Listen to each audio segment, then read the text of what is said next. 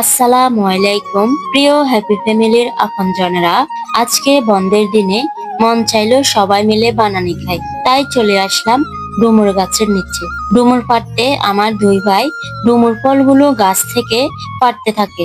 আসলে নিজ হাতে যে কোনো ফল গাছ থেকে পেড়ে খাওয়ার মজাই আলাদা। ছোটবেলায় কতই না সবাই মিলে আনন্দ করে ফলমূল সংগ্রহ করে বানানি বানিয়ে খেতাম।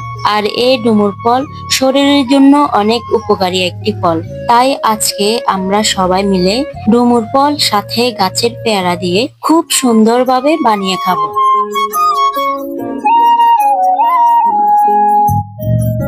তারপর ডুমুর ফল ও পেয়ারা বানানোর সাথে আচার না দিলে কি জমে? তাই ঘরোয়া তৈরি আম ও তেঁতুল আচার সাথে দোকানের বারমিচ ও চাটনি দিয়ে একসাথে সব আচার মিক্স করে রাখি।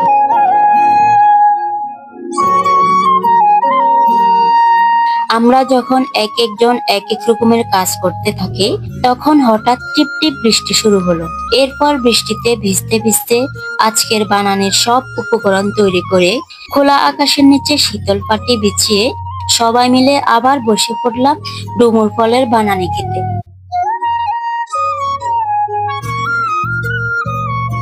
তারপর ডুমুর ফল ও পেয়ারা বানানিতে হরেক রকম আচার সাথে গুঁড়া মরিচ, শুকনা মরিচ এবং লবণ দিয়ে আজকের বানানি খাওয়ার প্রস্তুত করলাম।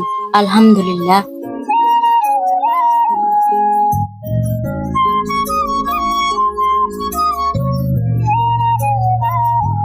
বানানি কমপ্লিট হতে হতে সবাই কারাকারি শুরু করলো কার আগে কে খাবে। এই সুন্দর লোভনীয় আয়োজন দেখে সবার জিভে পানি চলে আসলো। সবাই উদ্বিগ্ন হয়ে আছে কখন খাওয়া শুরু করবে। আসলে বানানির মজাই তো এরকম।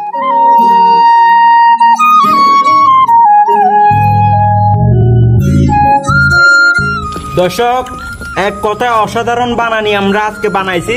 আপনারা দেখলে আপনাদের জিভে পানি চলে আসবে। দেখুন একবার কালারটা কেমন আসছে। সত্যি ভালো লাগছে। মাঝে মধ্যে এরকম মনে হয় বানাই খাই।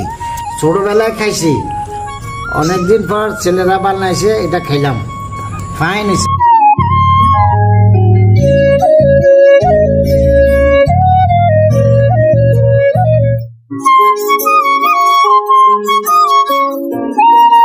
তো প্রিয় হ্যাপি ফ্যামিলির আপনজনেরা, আজকের ডুমুর ফল বানানোর ব্লগটি কেমন লেগেছে অবশ্যই কমেন্টে জানাবেন, সাথে একটি শেয়ার করবেন। আর এরকম নিত্য নতুন সুন্দর সুন্দর ভিডিও পেতে আমাদের হ্যাপি ফ্যামিলির পেজটি ফলো দিয়ে সঙ্গে থাকবেন।